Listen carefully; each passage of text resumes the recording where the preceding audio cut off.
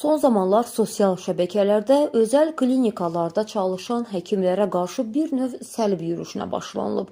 Bunun da bir çox subyektiv səbəbləri var. Ancaq bizi başqa bir məsələ maraqlandırır.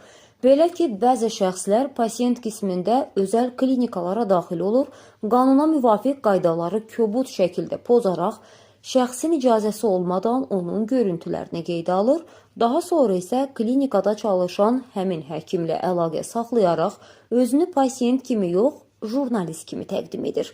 Məsələnin mahiyyətini dərindən araşdıranda məlum olur ki, həmin şəxslərin heç jurnalist təhsili belə yoxdur.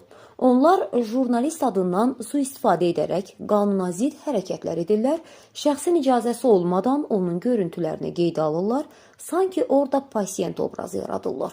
Bir növ həkimlə sıx təmas quraraq əməliyyat prosedurlarının hansı formada icra olunması ilə bağlı şərtləri öyrənirlər.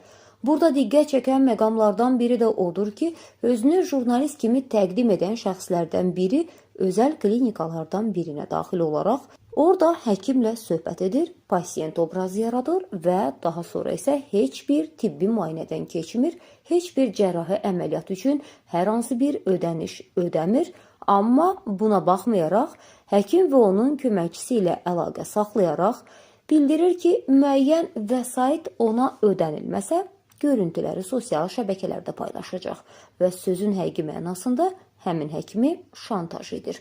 Bunun qarşılığında isə müəyyən maddi maraqlar güdür. Bu isə qanuna ziddir.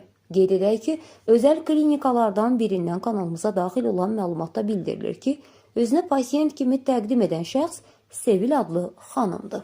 Bu xanım iddia edir ki, o jurnalist fəaliyyəti ilə məşğuldur. Pasiyent jurnalist xanım həkimlə əlaqə saxlayaraq onun görüntülərini qeydə aldığını, videonu sosial şəbəkələrdə yaymamaq müqabilində müxtəlif tələblər irəli sürür.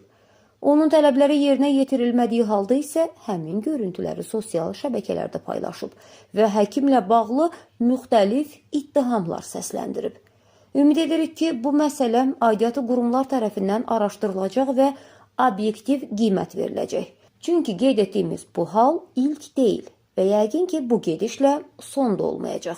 Son olması üçün isə cavabdeh qurumların məsələyə bir əncam çəkməsidir.